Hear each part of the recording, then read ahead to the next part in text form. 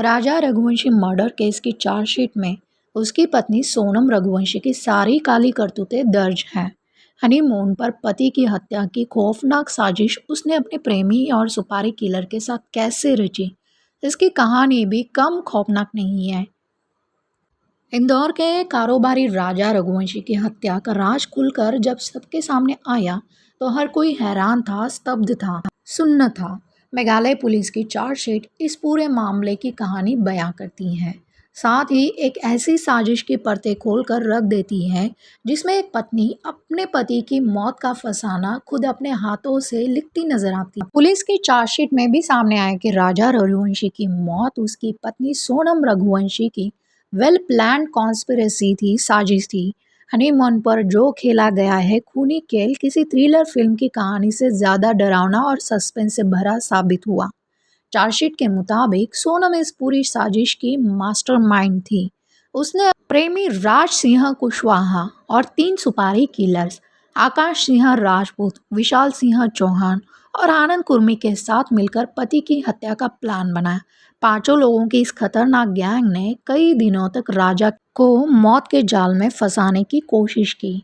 Police ने खुलासा किया कि सोनम ने हनीमून के दौरान पति को मारने की पहली 3 कोशिशें की, लेकिन हर बार वो नाकाम रही। गुवाहाटी और शिलोंग में राजा को खाई में धक्का देने या सुनसान जगह पर वार करने का प्लान बनाया गया, लेकिन बारिश, भीड़-भाड़ और डर की वजह से सभी कोशिशें नाकामयाब हो गई। आखिरकार 23 मई को सोनम ने अपना आखिरी प्लान को अंजाम दिया।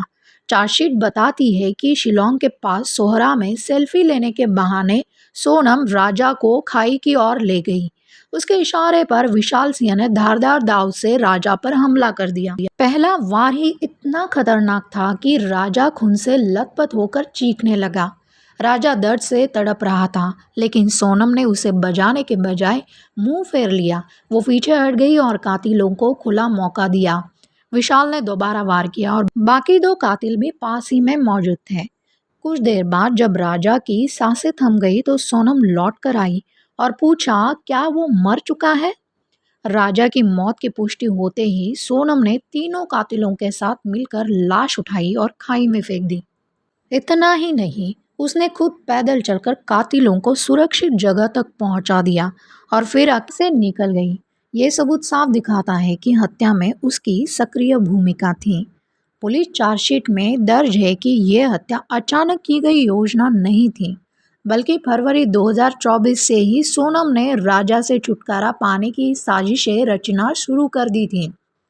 पहले उसने खुद को मृत दिखाने का प्लान बनाया, नदी में डूबने या स्कूटी में लाश जलाने से नाटकीय आइडिया आजमाए, लेकिन हर बार नाकाम रही। जब ये सारे प्लान फेल हो गए तो सोनम और उसके प्रेमी राज ने आखिरी और खौफनाक रास्ता चुना, राजा को ही खत्म करना। हनीमून ट्रिप इसके लिए सबसे सही मौका लगा।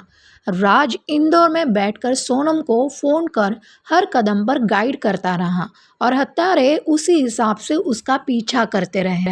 आगे पुलिस की जांच में सामने आया कि हत्या के बाद सोनम ने अपने मोबाइल सबूत भी मिटा दिए।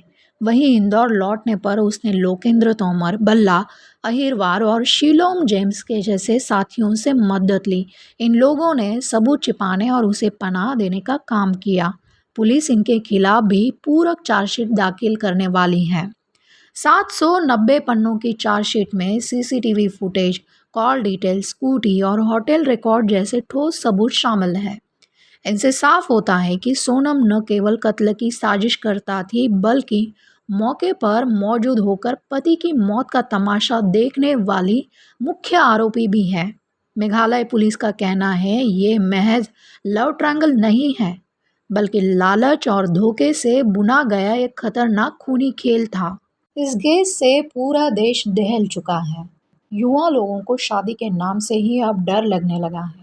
आई होप राजा को इस केस में न्याय मिल जाए और दोषियों को फांसी की सज़ा मिले। हमें उम्मीद है सोनम ने जो बेल के लिए एप्लीकेशन किया है वो रिजेक्ट ही होगा, और अगर गलती से भी उसका बेल एप्लीकेशन एक्सेप्ट हुआ तो ये न्याय की हार होगी। इस केस के बारे में आपका क्या ओपिनियन है, कमेंट करके ज़रूर बताइए। आने वाले टाइम में हम इसी केस के रिगार्डिंग और अपडेट्स लेके आएंगे। वीडियो को लाइक, शेयर, सब्सक्राइब करें।